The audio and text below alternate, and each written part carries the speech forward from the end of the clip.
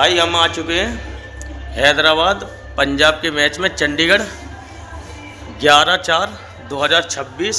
देखिए प्रैक्टिस हो रही है, अभी मैच चालू नहीं हुआ, 3:30 बजे से होगा।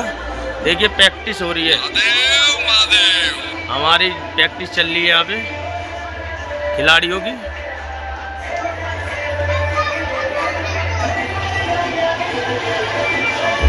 देखिए पब्लिक आती जा रही है।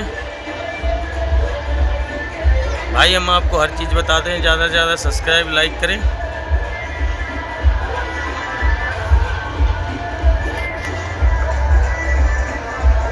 आपको भाई कपिल कुमार बाउंसर, देखिए प्रैक्टिस चल रही है भाई। ज़्यादा से ज़्यादा लाइक सब्सक्राइब करें। Hyderabad Punjab 11/4/2026 live match.